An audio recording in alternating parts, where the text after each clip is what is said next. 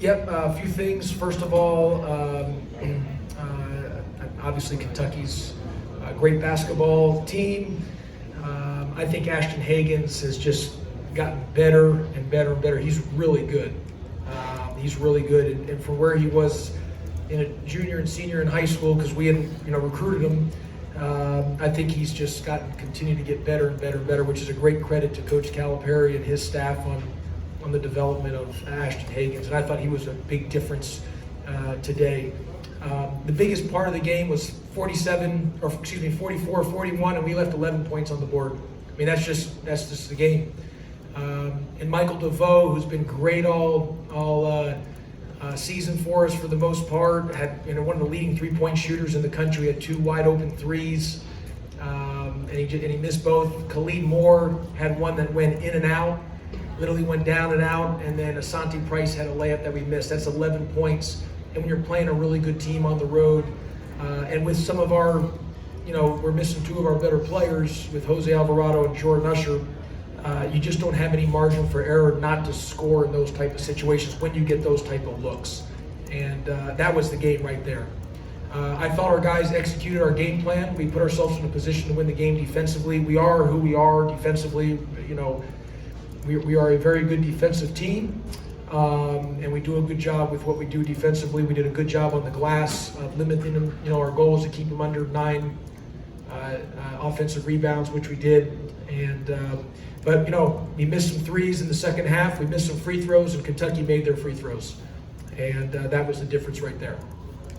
Okay, any questions? Josh, is there anything in particular about Ashton that might separate him from other good point guards out there? I just tell you, he was a pro tonight. He was a first-round draft pick the way he played tonight. He's gotten better. He's continued to improve, and he's a phenomenal young man. He's a good person.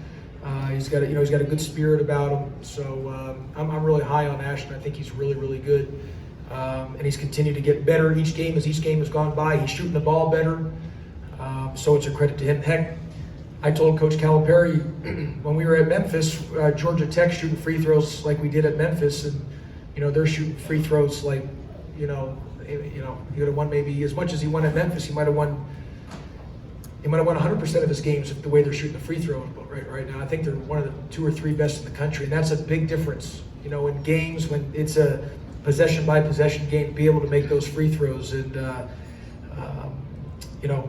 that's a big deal. But Hagans is a stud, and I think he's a first-round draft pick. Coach, did you ever imagine that you'd go from being John Calipari's assistant to facing against him with another team? No, I mean, look, when I got the job at Memphis, the only reason I got the job at Memphis was because nobody wanted the job at Memphis, because nobody wanted to follow Coach Calipari at Memphis, because, he had the most wins in a 4-year period. His last 4 years, he won close to 95% of his games. So, when he left, I would just happen to be literally the last man standing. They had to hire somebody, and eventually they just asked me if I wanted the job. And but I was all set to come to Kentucky with Coach Cal, and so I was very fortunate. Look, I got really lucky. A door opened up. I was at the right place at the right time. I don't forget that. I understand an opportunity was there, and allowed me to have an opportunity to be able to coach at an incredible institution like at Memphis, and then to be able to recruit an incredible institution at Georgia Tech, and to be able to coach in the ACC. So I'm very fortunate and thankful and grateful, extremely grateful for Coach Cal for allowing me to come to his staff, which allowed me to get the job at Memphis. Josh, can you talk a little bit about James? And it just seems like he's in a funk and can't get out of it. And Richards actually did a really nice job on him tonight as well. Yeah, I mean, look, James,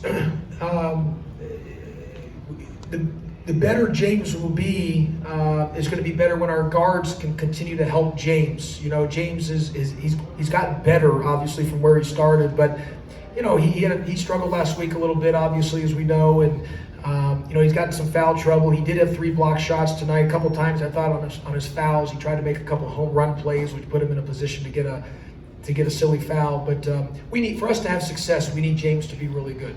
And for us to have the success that we all want to have, we need Jose Alvarado and Jordan Usher when he's there to help us, because that will help James be able to maybe some things to get into the paint to free him up to get some easier baskets.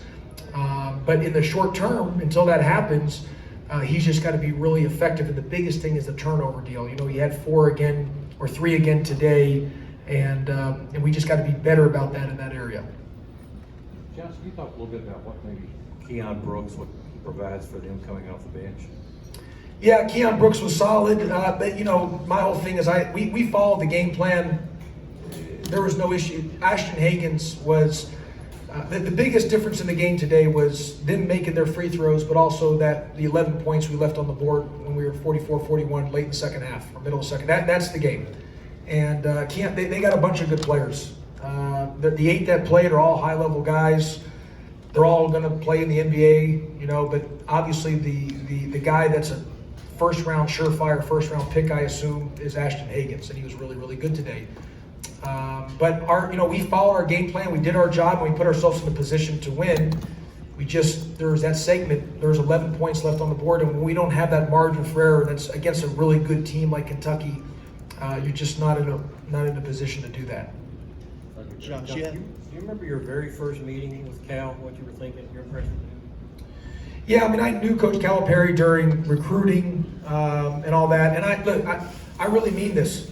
And I have a couple people, Mr. Tipton had called me, and John Hale, see here, I'll be from there you are, okay, he called me, and I said this, and I'm being dead serious, and I know he'll deny it, but when he retires, he will not go into TV. He will go for politics, and I really believe he was going to possibly run for the President of the United States, and if not that, he's going to go for a governor and senator. He can come up here and deny it, but mark my words.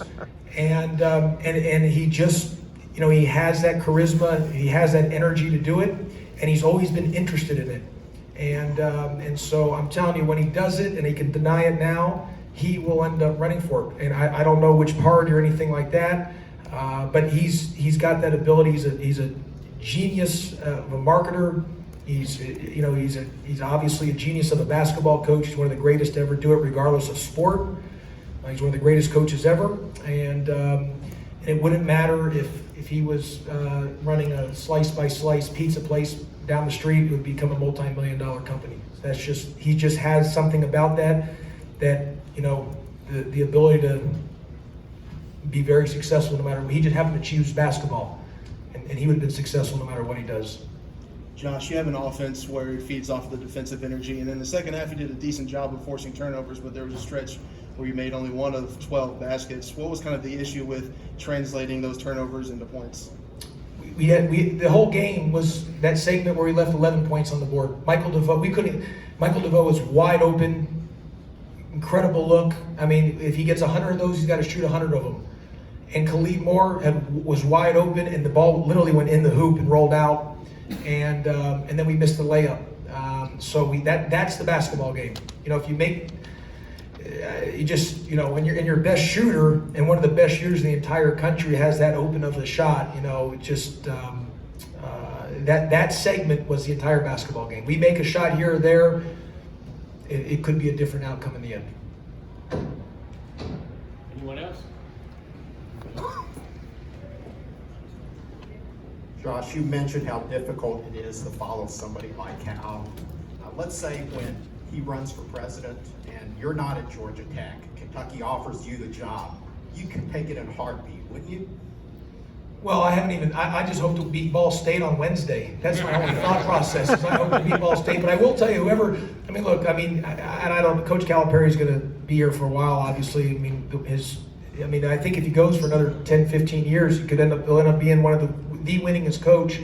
But whoever follows him at UMass, whoever follows him at Memphis as I did, whoever follows him at Kentucky it's going to be a hard job. That's just, at the success that he's, not only has he won games, but stuff he's done with in the community and everything else. He's just, he's one of the very elite to do what he's done. So, I just really hope he beat Ball State on Wednesday. That's my only focus. Okay, folks, thank you very much. Thank you.